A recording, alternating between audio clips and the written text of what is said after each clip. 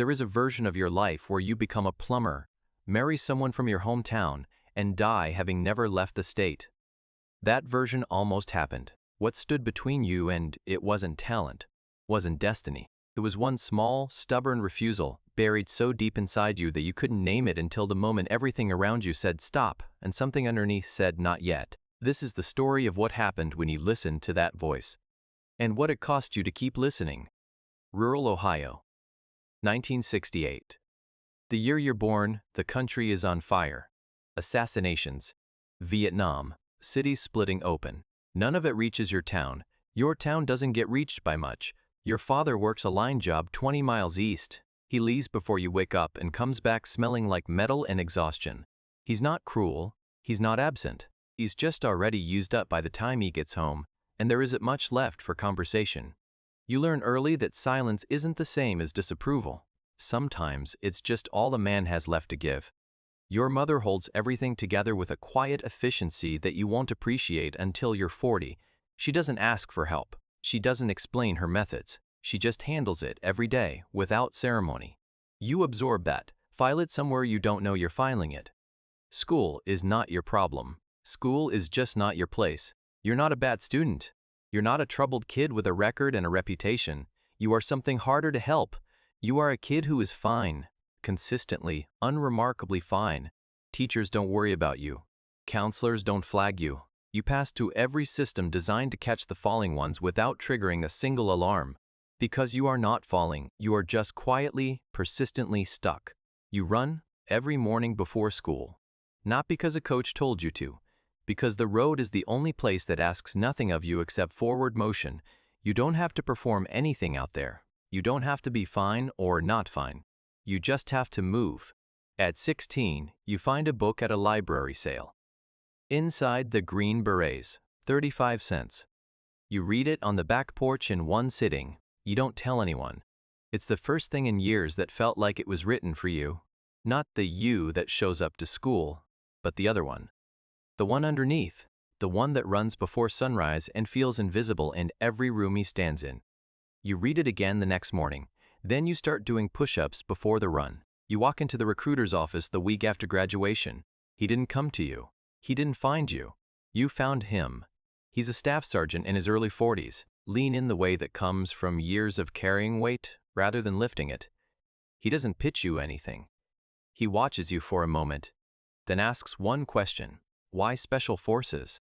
You give him the honest answer, not because you're brave, because you've been rehearsing it for 2 years and there's nobody else to say it to. He nods once, slides a packet across the desk. At SFAS, Special Forces Assessment and Selection, something unexpected happens. Not belonging. Not yet. Something quieter than that. Recognition. You are surrounded for the first time by men who feel the same low hum you've felt your whole life. Men who ran before school. Men who never knew how to explain to their families why the ordinary path felt like a slow narrowing of air. Nobody says this out loud. There are no speeches about brotherhood or purpose. Men don't talk about what brought them here. But you feel it in the way they move, the way they don't complain, the way they save their energy for the next mile instead of wasting it on the last one. On day 3, a man named Torres, faster than you, stronger than you, a 6-minute mile at intake, stops walking and sits down on the trail. No injury, no drama. He just reaches the edge of whatever he has and finds nothing on the other side. A cadre member walks over, marks a clipboard, hands Torres a form. Torres signs it in under 30 seconds, doesn't look at anyone as he walks back toward the road. You keep walking. Not because you're better than Torres, because when every rational part of your brain has already written a reasonable excuse to stop, something underneath it says, not yet. That's all it says. Not you can do this. Not keep going. Just not yet. Not yet. And somehow that's enough. You belong here. Not because someone told you that you did. Because the selection process is the first system you've ever encountered that values exactly the thing you've always been. The Q course is 18 months of being taken apart and reassembled into something more precise. You learn weapons, not just American ones. Soviet rifles, Warsaw-packed machine guns, mortars from 4 different countries. The logic isn't about firepower. It's about this. Someday you will sit across from a man in a country you've never visited, who has a weapon in his hands that his government gave him. and your job will be to earn his trust and teach him to use it better. You need to speak his weapon's language before you can speak anything else. Your instructor at Camp Macall is a staff sergeant named Briggs. 2 tours somewhere he doesn't discuss. On day 1, he says, "You're not learning to shoot. You're learning to teach shooting to someone who is terrified and has never held a rifle." That sentence reorganizes everything. You stop thinking like a soldier preparing for a mission. You start thinking like a teacher preparing for a student you haven't met yet. The shift is subtle and it changes everything downstream. Field exercises run 72 hours, 4 hours of sleep total. You write patrol orders at 2 a.m. by red lens flashlight, kneeling in wet grass, your handwriting getting worse as your hands get colder. Your orders are graded on one thing above all others. Can the man next to you execute this plan without you in the room? Not, can he follow orders? Can he understand the intention clearly enough to adapt when things go wrong? Which they will, always, and still accomplish the mission. Clarity is the only currency that survives contact with reality. You fail a leadership evaluation in week 9. Not dramatically, quietly. You solved one problem while a second problem developed 3 meters to your left, and you didn't see it until it was too late. The debrief is clinical. No anger. Just you solved half the situation, which means you failed the situation. You tape the feedback to your wall. You read it every morning for the next 3 weeks. Not as punishment. As a map of what you don't yet know about yourself. The hierarchy becomes clear slowly. It is not rank. It is credibility. The man everyone listens to in a team room isn't always the one with the most stripes. It's the one who has been where you haven't and came back quieter for it. Rank tells you who has authority. Credibility tells you who has earned the right to use it. You are building toward credibility, slowly, imperfectly. One failed evaluation at a time. Honduras. 1989, you are 22. Your mission is clean on paper. Run a rifle marksmanship program for 60 Honduran soldiers in 2 weeks. 53 of them have never zeroed a rifle. You build the curriculum on the hood of a Land Cruiser with hand-drawn target diagrams and a 19-year-old interpreter named Marco who speaks 3 languages and understands people better than most officers you've met. By day 11, it's working. 48 soldiers hitting man-sized targets at 200 meters. You feel something close to pride. Then on day 12, you watch a Honduran sergeant berate a younger soldier in front of the group. The words don't need translating. The dynamic is ancient and simple. Power over someone who cannot push back. The younger soldier stares at the ground. Doesn't move. Absorbs it. You say nothing. Your mission is marksmanship, not restructuring another military's culture. You don't have the authority, the language, or the mandate to intervene. So you don't. But that night something sits wrong in your chest and won't move. You lie in your bunk and you do the math.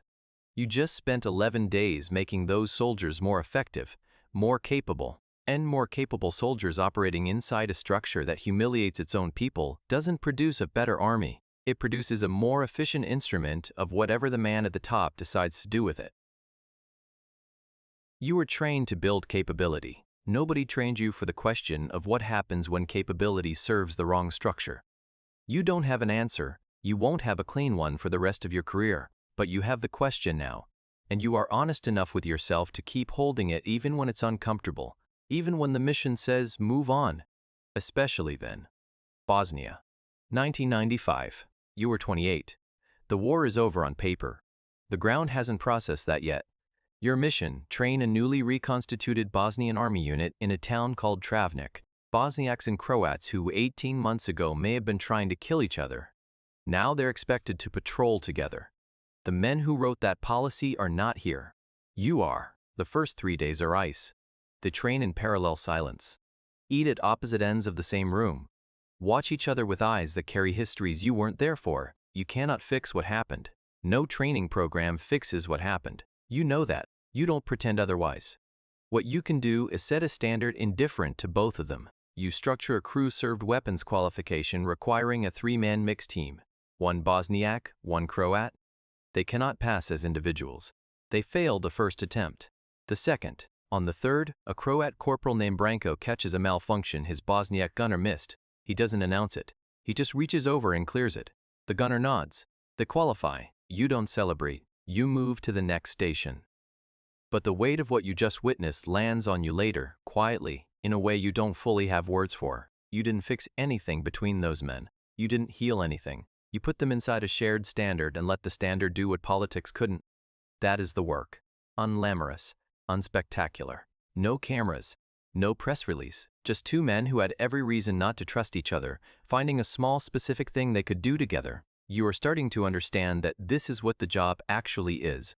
Not war, not peace.